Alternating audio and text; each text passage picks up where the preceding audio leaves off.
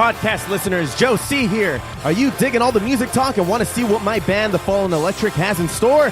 Check us out at thefallenelectric.com for all news, show dates, and contact information. Also, be sure to listen to our album, Never Seen the World, available on all digital music stores and streaming apps. It's time to get electrified. Let's just go and waste some time.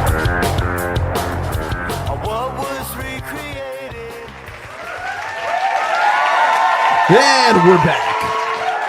Yeah. Gross. Josh. All right, shut up. Just shut up. Let me just play this. Sports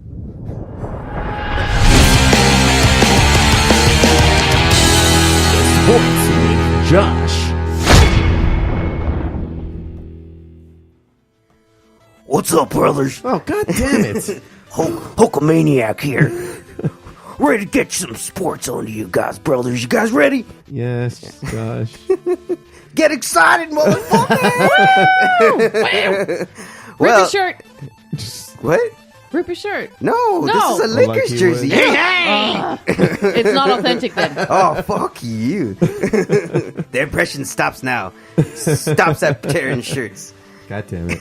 All right, what do you got for us today, man? So, you know, Foo, I don't know if you've heard recently, I discussed it, I believe, a few podcasts ago about the NCAA and them potentially allowing... crooks. I know. And then in the NBA, potentially allowing 18-year-olds to jump into the to the league. They got this. Yeah. So it actually just came out recently that the NBA's G League, which is their developmental leagues, like their minor leagues for basketball, they announced that they're creating a new venture as an alternative to the one-and-done route for the best American basketball prospects, which is just announced on Thursday.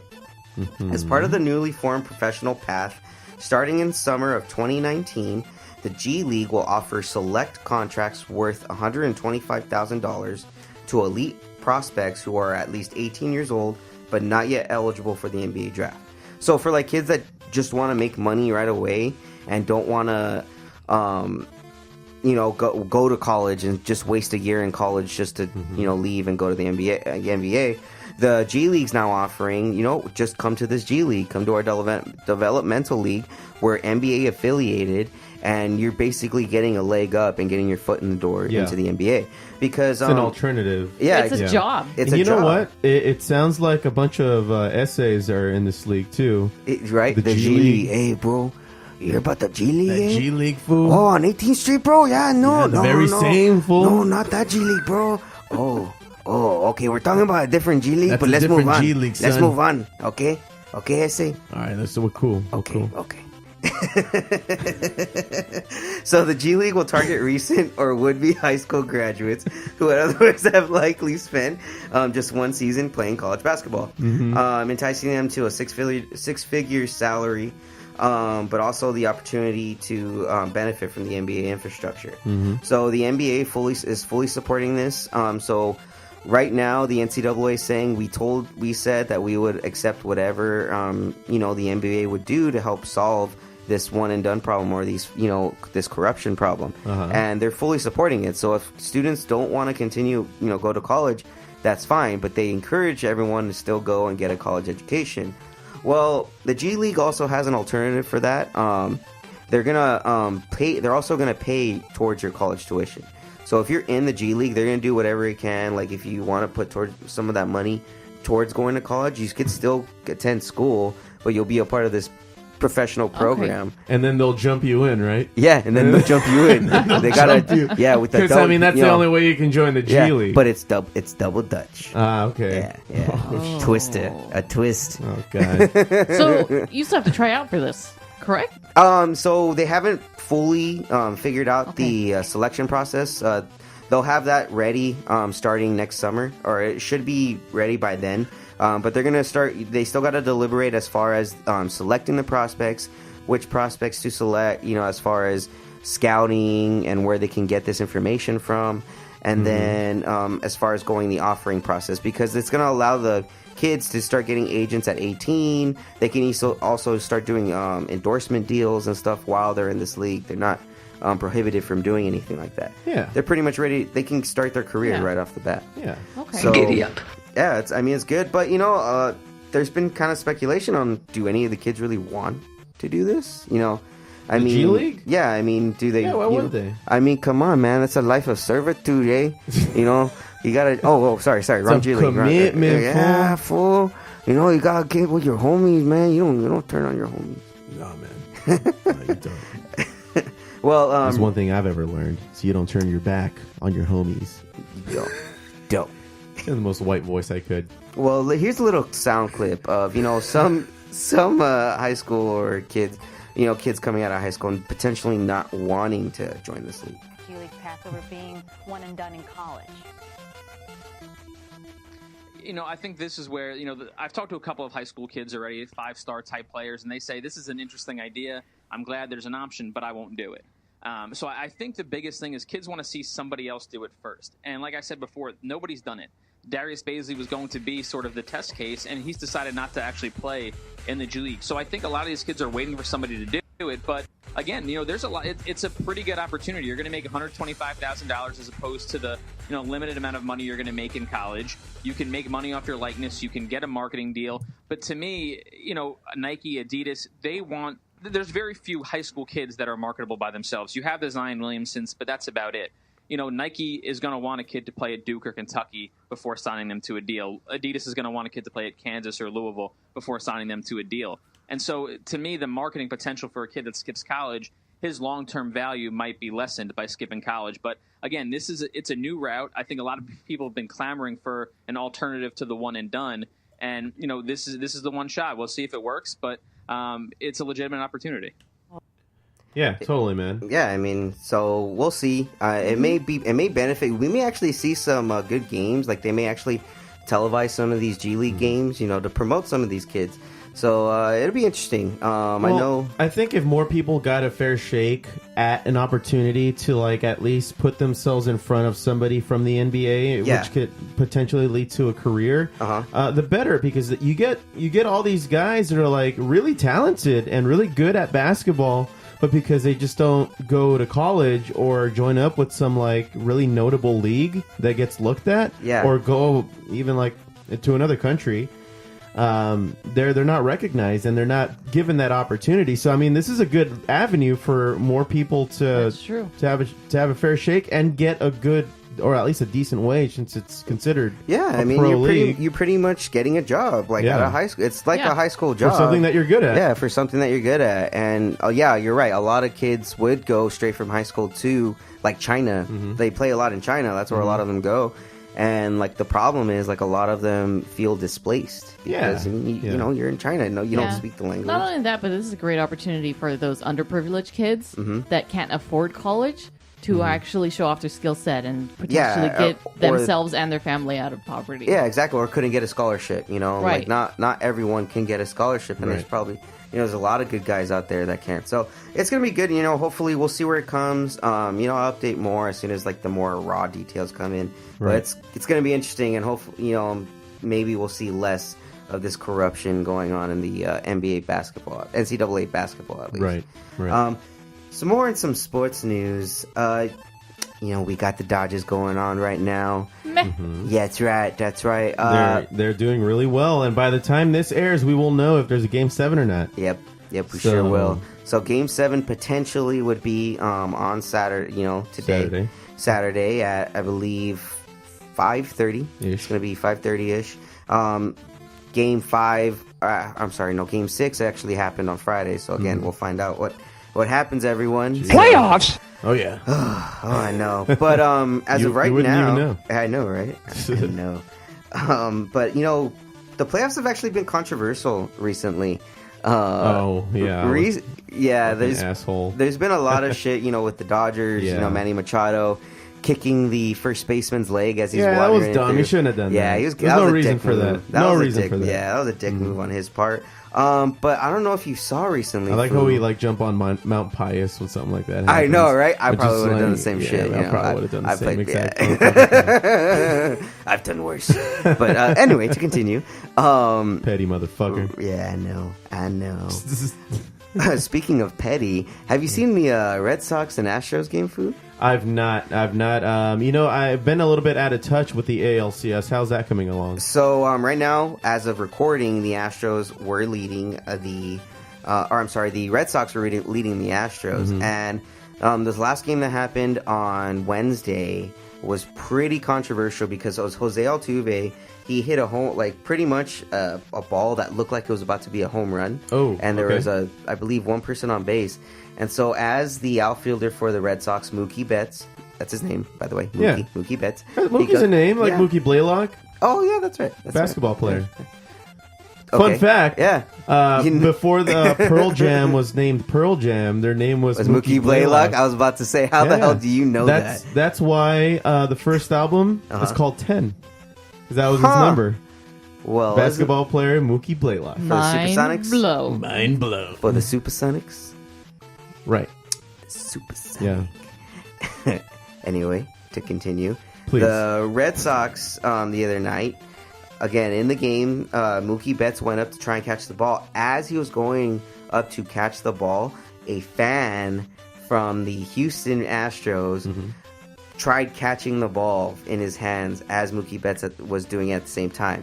So the umps went to replay. Oh, shit. And they called it fan interference, and they called him out. Oh. They called Jose Altuve out instead of a home run. So... Dang, that sucks. That'd be pissed. So, I mean, it was pretty controversial because they only had one camera angle, and it was from the infield, or basically from home plate looking out. So you didn't have any angles coming from the sides or coming from behind to where you could see it. So, according to some people, like the angle on the side, the ball was clearly already over. Yeah. So the fan didn't reach over, but how it looked on TV, it looked like the fan reached over the fence to do it. So, everyone's on these fans right now, pissed off. If the Red Sox win the series, it's because of this game. And so, wow. Everyone obviously always looks back to Mr. Steve Bartman of the Chicago Cubs. I was going to ask that. And they're saying that this is the most hated Cubs man game. In Chicago for that year. We gotta find out for the next 5 years at least. Next 5 years, dude? No, are you kidding me? He's still getting shit, I'm sure. Right? That happened, I believe, in 96. And they didn't really accept him again until they won the World Series in 2016. Holy shit. Yeah. So that's almost 20 years this guy couldn't even step foot in Chicago. I would have banned him for life. Yeah. He was excommunicated. Oh my god. Yeah, and he never lives it down. But whoever this dude is, he will never live this down for the rest of his life. And it's kind of funny because I don't know if you've heard. Damn! Remember last year the Astros were kind of suspected of stealing signs? What do you mean? Did you ever hear about that? No, explain. So, what we mean by stealing signs in baseball, they always have these signals to either runners, batters, or pitchers. Yeah. So, according to, MLB reports and, reporters like Bolster Only for ESPN, they said that many teams have complained to the MLB about the Astros stealing signs. They've seen one of their, basically one of their workers on the field before the game taking video of their dugouts. They've seen them find blank spots to where they could take videos without being seen. They're like the Patriots. Yes, exactly. That's what people are saying. So cheaters. Rather than, the MLB punish them, the MLB's just kind of brushing it, saying, well, there's no law, there's no rule against it. So everyone's pissed because it's dude, that's not cool. If anything, that's an unspoken rule that you shouldn't break in Do you baseball. believe any of that shit? I know, Winnebago man, I know, man. Fuck these guys. So I really, really hope the Red Sox beat the shit out of the Astros. Those guys are worse than DJ No Chill. DJ No Chill. DJ No Chill. Ain't that the truth? I haven't played that drop in a while. You just wanted to, huh? Just kind of felt like it. Sorry. I'll stop touching the buttons. You fucker. Well, the Red Sox right now are leading the Astros as of recording, 4-1 in the bottom of the seventh. Okay. So it looks like pretty much a done deal. Jesus. So it's gonna be the Red Sox going to the World Series, and hopefully the Dodgers. Hopefully. So more on we'll see more. On that. Do you know who's pitching Friday? You know what? I don't. But or if you downloaded this podcast, who pitched on Friday? You know what? They haven't announced it yet. Usually they won't announce it.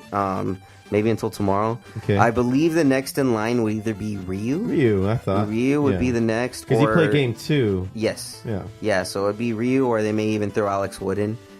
Just throw in a spot. Yeah. No, Bueller will probably be game 7 if it's a game 7. Oh, interesting. Yeah, because he's technically our ace right now for the year. So he most likely would be. That's why I think they want to hold him over for game 7. All right. Yeah. So just in case. Yeah, we'll see. Or to close out 6, perhaps. What happened with the Brewers on this last game? They only had their pitcher in there for like less than an inning. So what happened with that? It's not the first time they did this. So I know we didn't see game 2, but in game 2 they brought out Brandon Woodruff, and he's one of their relief pitchers. They had him start the game, and so they had their relief pitcher start the game. He only pitched for 1 inning. And it was a shutout inning, so it fucked them up for the first part. And so a lot of people are saying that this is a new strategy. Like, it's not necessarily just sandbag yeah, it's unorthodox. It's an unorthodox way of doing it, because think about it. If you think you're going to get a starting pitcher for 6, 7 pitches, you think as a batter, you think, okay, I'm going to have some time to kind of figure him out, get comfortable, and then we'll get going. But as opposed to getting a relief pitcher that's going to give you 110% for just 9 pitches. That's tough. That throws you off. So if the Brewers were genius by doing this, because it threw off the Dodgers for like the first 3 innings, and then once they got deep enough into their bullpen, that's when the damage gets done. And so most teams that have great bullpens, like relief pitchers and closers, they can do shit like this. They can afford that. Yeah, so the Dodgers can even do something like that too. Like, goddamn geniuses! Yeah, they do that with Rich Hill. Rich Hill usually only pitches like 4 or 5 innings, and then they switch him out, and then all of a sudden you just see like 3 relievers or 3, and so they kind of term this as a bullpen game. Rather than a starting pitcher, they call it a bullpen game. So we're going to just straight up play the bullpen. Yeah. So the new strategy is to hire like 10 relief pitchers and just switch them out every year. year. Relief pitchers right now, no, they're like, if you have a great bullpen, if you have great relief pitchers, you're going to win the World Series for sure. Because, I mean, most of the time, like, look what happened with Kershaw last year. And defense is the best, offense. Exactly. So, I mean, platitude I heard at some point. Sure is. From your... It's enough of that. What the fuck? Well, some more in LA news. I just got put in my place. You sure did, God buddy. Damn it. Go to the corner. All right, well. Nobody puts baby in See the you corner. guys on the next podcast. That's all right. You're cool. You can stay. All right. Thanks. So continuing in LA news. So, everyone remembers that we have a second football team, right? I don't know what you mean. Yeah, the Chargers, man. You can't forget about the Chargers. Of course you can. The ugly the cousin Oliver of LA. I don't know, man. They're not even Who's cousin they're not Oliver? even at Clipper You never status. seen the Brady Bunch? That was like, I was a kid. I don't remember that. You never seen reruns? I watch reruns. I don't watch reruns. You gotta watch the reruns. It's the only way you could have. Cousin Oliver is basically that step-headed red child cousin. Step-headed red child. Yeah, like red-headed stepchild. Yeah. I'm high as fuck. It's cool. It's cool. Yeah, It's cool. Yeah, we know. Talking all kinds of shit over there. It's Foobard. Judging. Anyway, in the show, cousin Oliver was just a kid that came in, just fucked shit up in the episodes, and all of a sudden he left, and no one heard of him ever again. Because he probably fucking killed himself. This is this is Zach Morris's Trash, which, by the way, is an amazing show on Amazon Prime, and Funny or Die. Funny or Die is where it's from, but then Amazon Prime puts it up. It's funny. Yeah, it's funny. It's really good. So more on the cousin Oliver of football. Yes. The Chargers. The NFL owners are actually starting to get worried about the Chargers being in LA, that they're not bringing in enough revenue. So they actually had a meeting to discuss, how profitable the Chargers are becoming, because the Chargers actually changed their profit plan.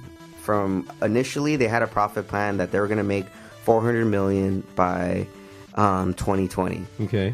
They changed that to $150 million. Jesus. Yeah, it's That's not terrible. looking good. I mean, they're kind of screwed to begin with. I mean, having to go to a stadium like Carson, because the Coliseum said they would not take 3 teams, the LA Coliseum, so that's why they only do USC football and the they the weren't Rams. set up to succeed. Yeah, so they had to go to the StubHub Center, and they only seat at max 27,000 people, whereas the Coliseum can seat in 99,000 people. So the Chargers have been recorded as being the lowest in attendance the last 2 years, averaging 25,000 people a game. Dang. And I mean, that's in large part because of the stadium. So, you think, okay, just leave, go back, right? Well, there's the other trick. They can't. The Rams lock these motherfuckers in for 20 years. What? They are here for 20 years and they cannot. Oh. That's a lease they can't break.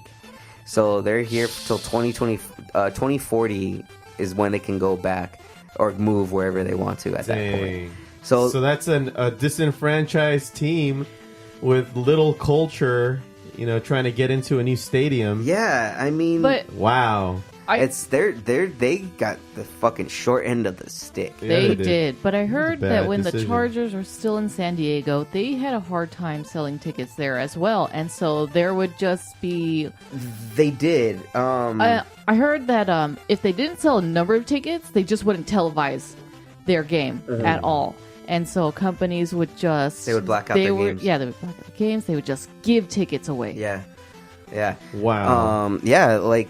It got so bad that the reason why was because the fans wanted a new stadium. Like Qualcomm Stadium was old as shit. It's been there since Cabbage? it's cabbage. It's a dilapidated building. Like they still have, I believe they have asbestos in the wall still there. Jesus. Yeah, that's how old it is. It's old, and so It's as old as the original Coliseum. yeah, exactly, Probably. maybe. Well, no, I think the original was marble. Anyway, we're getting distracted. So the fans were telling, we're complaining, like, why don't you build a new stadium? Dean Spanos, the owner, build a new stadium. Well, he was too cheap because the team was not getting enough fan attendance. He wasn't making enough money to even rebuild the stadium or renovate the stadium. Yeah. So they had tried putting in that bill, I think a couple years ago, like a tax bill on tourists, like a tourist tax that was going to help fund it. I heard about that. And it was going to benefit it. Like, it wasn't going to come anywhere, from the San Diego residents at all. It was going to just come from everyone visiting. So basically the hotel costs were going to go up, things like that. So they voted no. And so then that's why they came here. That's why they came to LA, because they're coming into a brand new like $5 billion fucking stadium that the Rams are building, and they had to put nothing in. They just had to sign away 20 years of their fucking life. Jesus. Yeah, so they can't leave. I mean, they can't. Like the NFL won't allow them to, because the NFL doesn't want to see this as a failure. Right. But it's a failure. It's a failure. Yeah, it's not going good. So I mean, hopefully it turns around. They're not doing bad. I mean, they're 4-2, and they got a pretty decent offense. The defense, they're just missing one of their top guys, Joey Bosa. He should be back in like a couple weeks. So I mean, they could potentially win out in the AFC West if the Chiefs suck it up. Right. But yeah, it sucks. It sucks for these Chargers fans, and I think their franchise is going to start to lose like a lot of popularity. Really? Yeah. Dang. I mean, think about it. Like, think about it. You're going somewhere where you're not really even wanted, and you're the Clippers. You're the Clippers of the NFL. They're pretty much the Clippers of the NFL, with just basically almost like they're starting up, even though they've been around for years. Yeah, totally. That's exactly what they are. Yeah. They're worse than the Clippers. In fact, if we're just being real. Right, because the Clippers are kind of good now, I think right? we're being real. Awesome. Well, no, not really. No, but they've been better than They were what good. they were. They were good for like a good 10-year span, and then they start shitting it up again. Yeah. Yeah. They're back to the Clippers we all know and love. Yep, with Chuck the Duck. Have you seen that stupid condor that they have as a mascot? Yeah. Chuck the Condor? Yeah. Yeah. Oh my god, it's an ugly ass fucking mascot.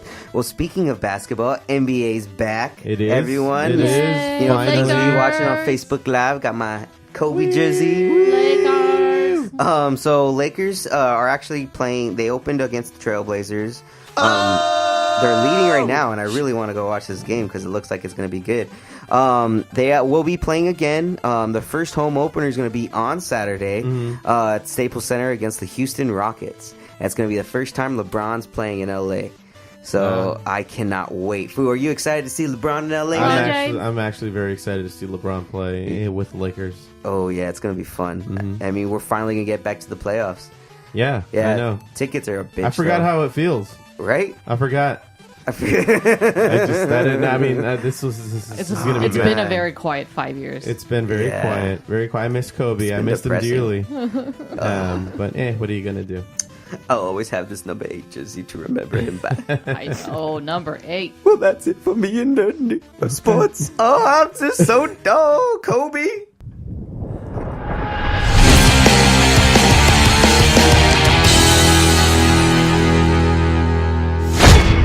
Ching. Well, I got a joint report today. Yeah. You want weed? Give me some. I'll smoke you two under the table. It's from the bomb. So today I go on Leaf. We cure 80%. What children. The fuck is that? Okay. Jesus Christ, that scared the shit out of me. This is why we can't have nice things, man. I have my sound bites too, man. Go ahead, continue. This is why you don't get this power. So, I was checking out, it's either Leafly or Leafly.com. Leafly.com. Lee. Sure. The White House wants your opinion on reclassifying cannabis. Like Make it legal. Yeah, totally. I mean, I don't even know why it's a question, but that's what the article was today. This week saw the launch of legal cannabis sales across Canada, the largest country so far to legalize cannabis nationally.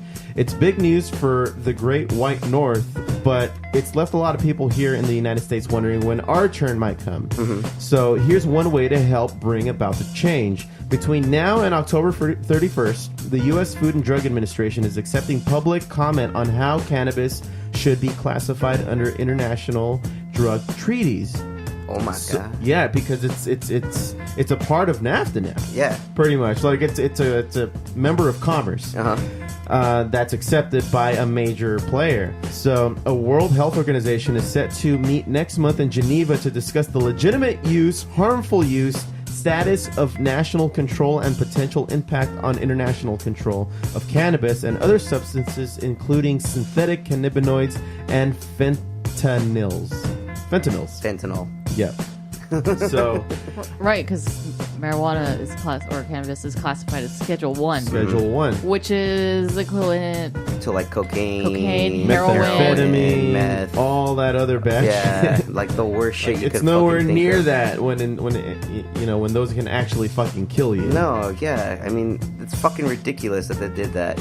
I blame Hearst, man. I blame William Randolph Hearst. We all do, man. We all do. Okay. Continue. So these comments will be considered in preparing a response from the United States to the World Health Organization, or as the acronym says, WHO, regarding the abuse, liability, and diversion of these drugs. FDA's Associate Commissioner for Policy, Lexi Kuch, wrote this month in the public request for comments. Who will use this information? I don't know. to consider who will use this information to consider whether to recommend that certain international restrictions be placed on these drugs. If this sounds complicated and bureaucratic, that's because it is, but it matters. Not only is this one of the few opportunities you have to register official comments on drug policy directly with the federal government, but it's also a chance to affect international agreements that stand in the way of the legalization here in the U.S. So, I mean, they're opening up the forum. So finally, after an entire nation. Who are you? I really want to know. Look. As a health professional, it sounds really weird when you say WHO, because we all say WHO. Who? Yes. Oh man, that's fucking dope though. I mean, Yeah. Oh man, this is the first step, everyone. Yeah. Everyone start making your comments. Actually, you know what? Only the reputable ones. All you homies, you could kick back. You can, we don't need none of that. You cool. You cool. Let's go smoke your shit, man. And chill. Well, you know what's really kind of shoehorning the entire movement is the accepted or the growing acceptance to CBD. Yeah. Because that's actually something that can give you results in moments. That was declassified, wasn't it, by the WHO? CBD? Aren't they researching that? Well, it says right here, already the international community is awakening to the need of cannabis reform. Mm-hmm. Earlier this year, the WHO Expert Committee on Drug Dependence determined that pure CBD should not be scheduled at all under international agreements. CBD has been found to be generally well tolerated with a good safety profile, the United Nations body found. Yes. Right, and it's just like when I talked about Epidiolex, the actual anti-epileptic drug, Caesar, right? Caesar medication. So that's made with CBD. Yeah. That's perfect. This See, is- yeah. I knew that would start something. Yeah. You won't get fooled again. Wow, that actually worked out really well. Didn't it? That was nice. That was nice. Thank you.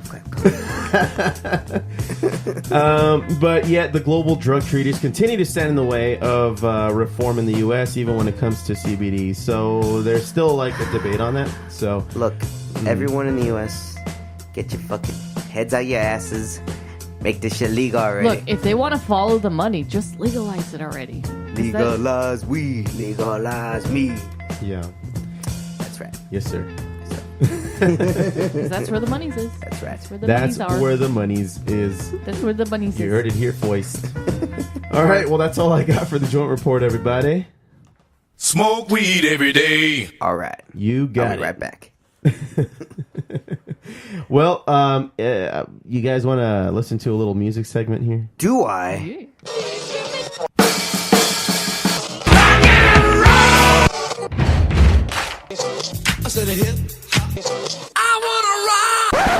Well, Eargasm. Eargasm high-fidelity earplugs already trusted by 100,000 customers and growing. Enjoy your favorite activities without worrying about damage to your ears. Keep the noise to a minimum, but still hear people talking and hear music with clarity. Discreet design, and it comes with a lightweight aluminum case for easy transport. Click through the banner at foobarshow.com to get yours and help support the show. Eargasm, put it in your ear. Put it in your ear. You know what? I was on Eargasm website today, and I noticed that they have a Pride edition, a little nice That's right. rainbow. They have a colored, rainbow earplug. Earplugs. So, yes, there's So, one for everyone. If that's your persuasion.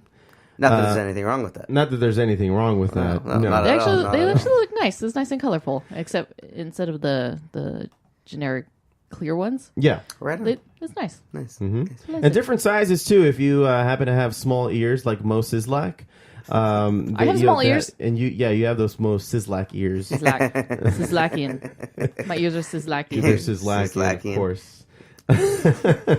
The first song I wanted to feature today, everybody's pretty much heard this song, I think, but nobody really knows who it's from.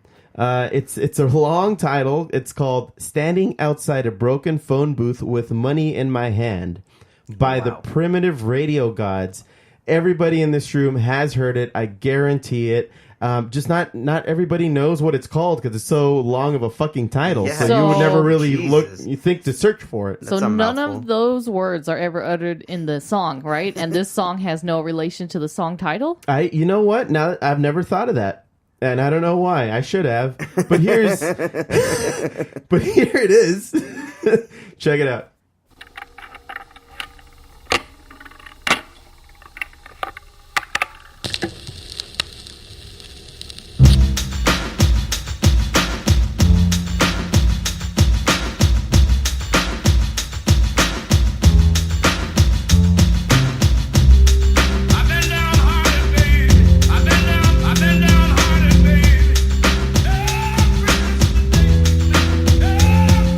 I've been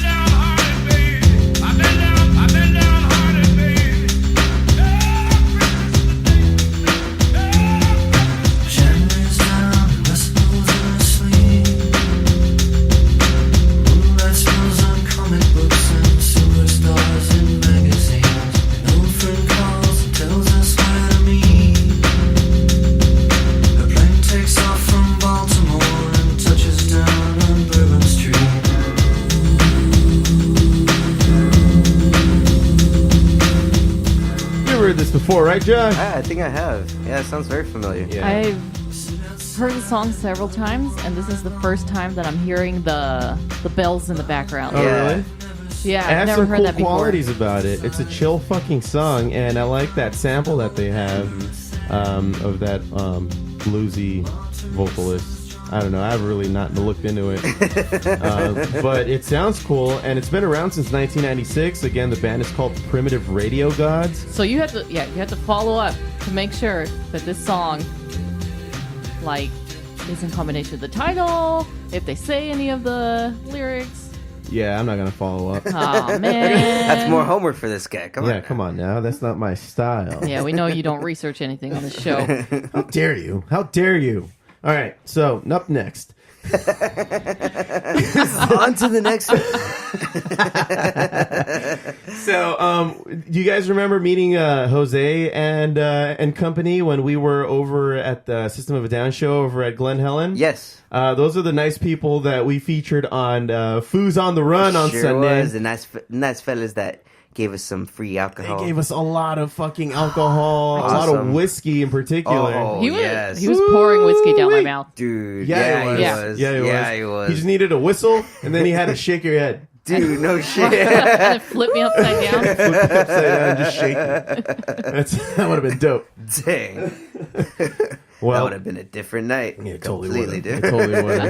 That just throws up on everyone. Oh, no. Anyway, while we were talking to him, he said that one of his one of the bands that he was checking out lately is this band called Cigarettes After Sex. They've been around for a few years now, but they had an effort that came out last year on their self-titled album, and this song I wanted to feature it today because he hyped them up, and you know they're really mellow. They're like really fucking mellow, but they're cool. They're actually pretty good. So this is out of 2017, Cigarettes After Sex, song called Apocalypse.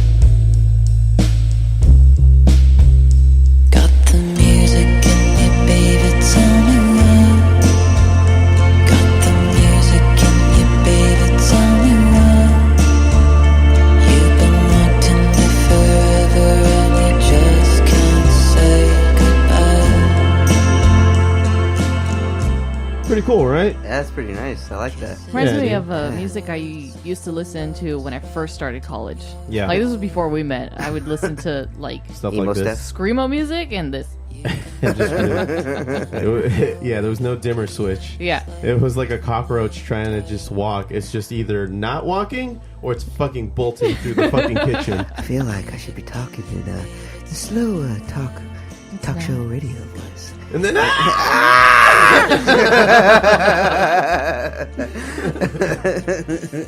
that was Cigarettes After Sex. Another band that I wanted to feature today was one that was brought up in the last podcast by Chuck.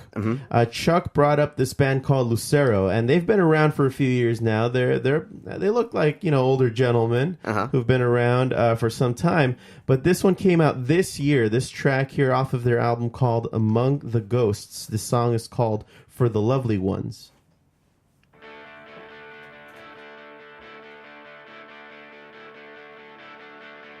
Count it out. Out here with the lonely ones. See it how. We ain't been the only ones. We ain't been the only ones. Down and out. Fell in love. It felt like a broken heart. So we just fall apart.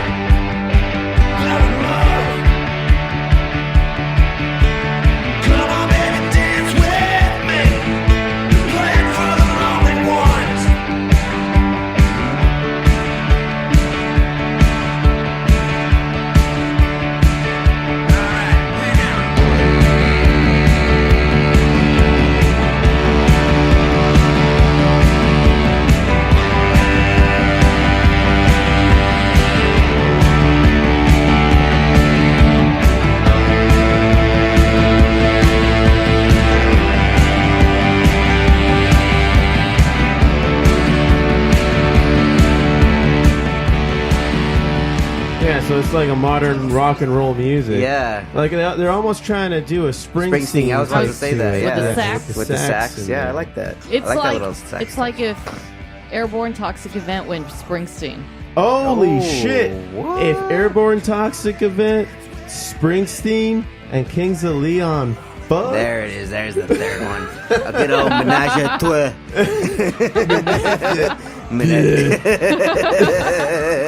It's all lazy. Menage a trois.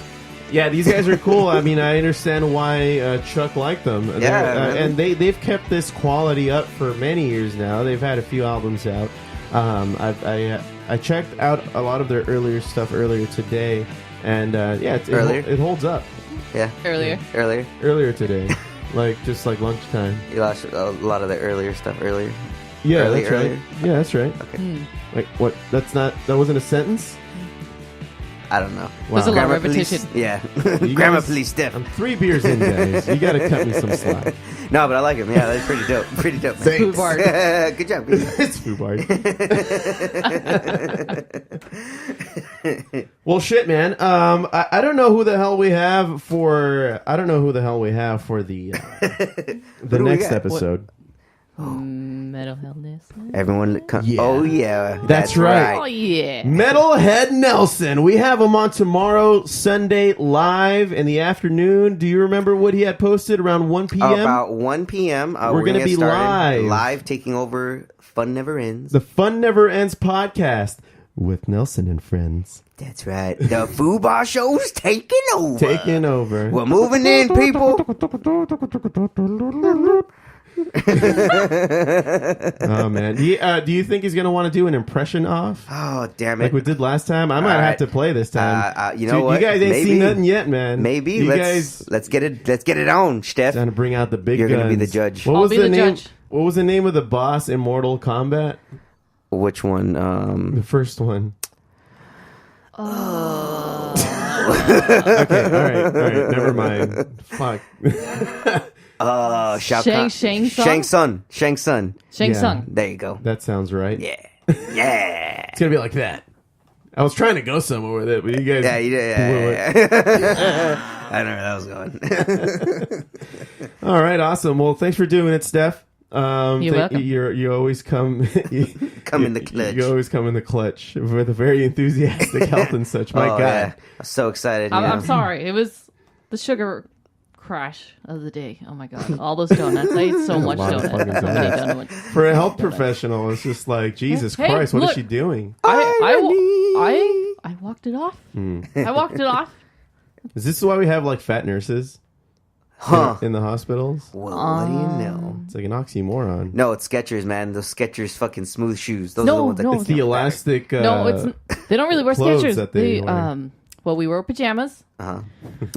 and we And do wear. scrubs? There's a lot of Nikes. They're comfortable. They're really comfortable. Just do it. Just do it. And, Do it, yeah. fool. Just do it, fool. All right, cool. Hey, don't forget to join the G League, fool. That's right. Don't forget. Do it for the homies. For the homies. Thank you all very much for listening into the Foobah Show. Thank you for downloading the pod on most major podcast apps, subscribing, and telling a friend like a champ. You can always reach us at Foobah Show. That's FWBarshow.com. And FWBar Show is our handle on Facebook, Tumblr, Twitter, and Instagram. Check us out. Drop us a line, and we'll fill it up like a couple of foos. I've been Josie. I've been Josh. And for Steph, signing off with Don't Be a Dick. Too late.